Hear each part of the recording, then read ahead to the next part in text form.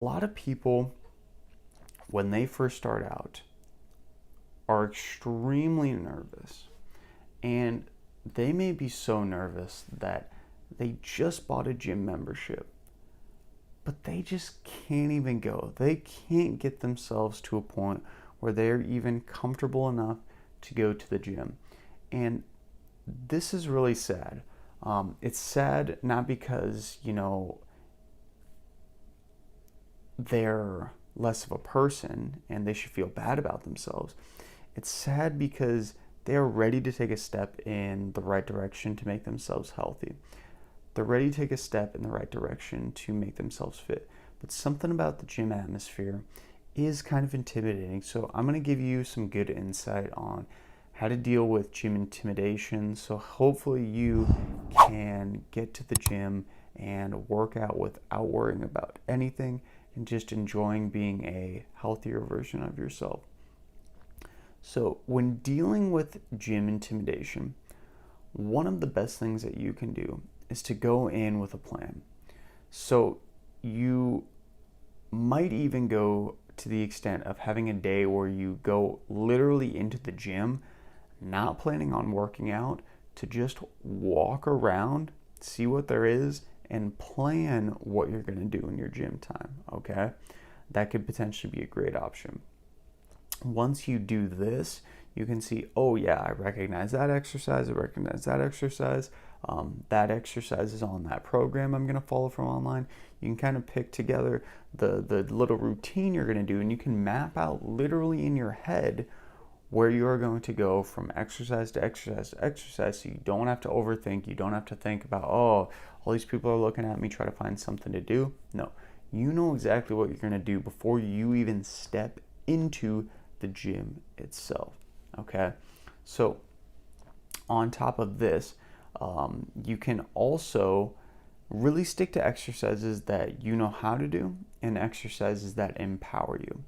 And this is incredibly crucial because a lot of people will maybe start trying to do an exercise that they've never seen actually done in front of them. Maybe they just saw it on TikTok or something, or even YouTube, God forbid, and they're just going to try it for themselves, but they've never learned how to do it properly.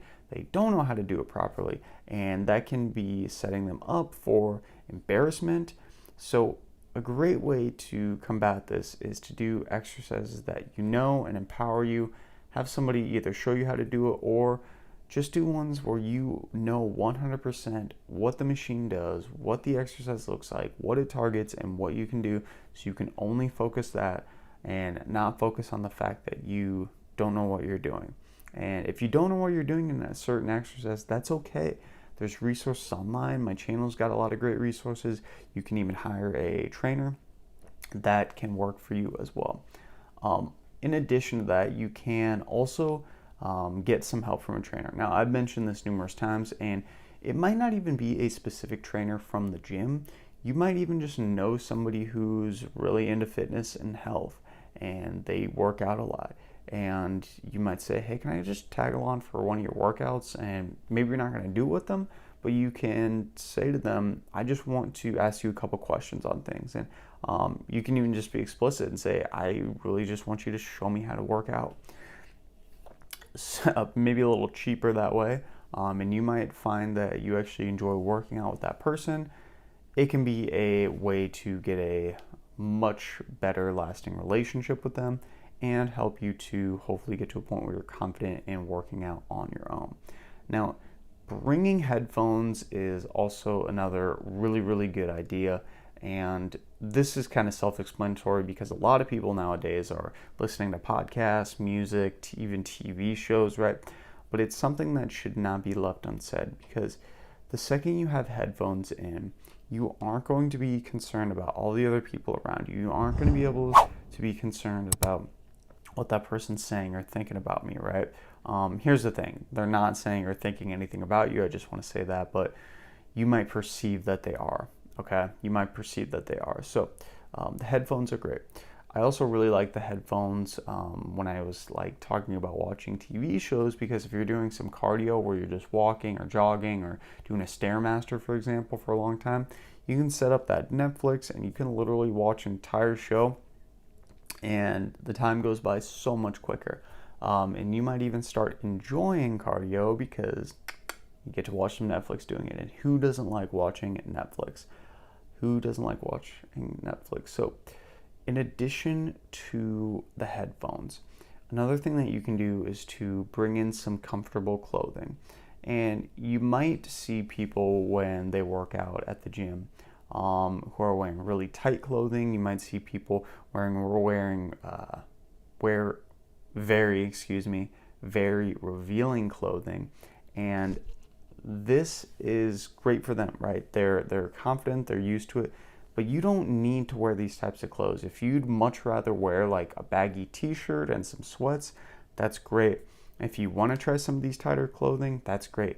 Do something that makes you feel comfortable and empowered in, because at the end of the day, that's what's going to get you in the gym and not feeling self-conscious about yourself. So find some clothing that's comfortable and maybe try it out at home. So maybe go for a light walk, do some body weight exercises, see how it feels, see how you look when doing them. Maybe even watch yourself in the mirror and see like, oh yeah, that's a flattering piece of clothing for myself that I could wear. Another great thing that you can do is to start at home. So starting at home is great because you can learn some body weight movements, and you can maybe even try out some exercises that you've seen other people doing at the gym. You could film yourself with them to work on your technique and see how your technique actually is compared to that. And of course, you can literally just do the workout at home, so that's great because you're saving time. But ideally, you would use this as an adjunct to become more comfortable to work out long-term at the gym. So you're building confidence, you're building the comfortableness of that at home to hopefully have it transfer into the gym location. So some good just general advice too is to remember that most people only care about their own workout. Most people are incredibly helpful to new people in the gym, or even people who are not new and just have been working out there for a long time. They're helpful to anyone. And most people love seeing new people work out. I fall into the category of all of these. I am in there just working about myself. I glance and look at other people. I notice other people, but I don't think much about them. I don't think, oh, like I can tell he's new because he's using that machine wrong. Like that just doesn't get into most gym goers' minds, because we're there to lift and work out. We've been doing it for a long time. And that's exactly what we're going to keep doing. People are not concerned about you. And at the end of the day, too, remember to do what you can and love yourself for taking a step in the right direction to improve your self-confidence, improve your overall health and wellness, and improve yourself in the gym, because at the end of the day, that's what this is all about. So focus on yourself. You got this. Go ahead and comment down below and let me know if you are just starting out or how long you have been working out if you just started. So maybe you've only been doing it for a month. I'd love to know down below, and let me know if you got any more questions on starting workouts as a beginner, because I know it can become very, very daunting.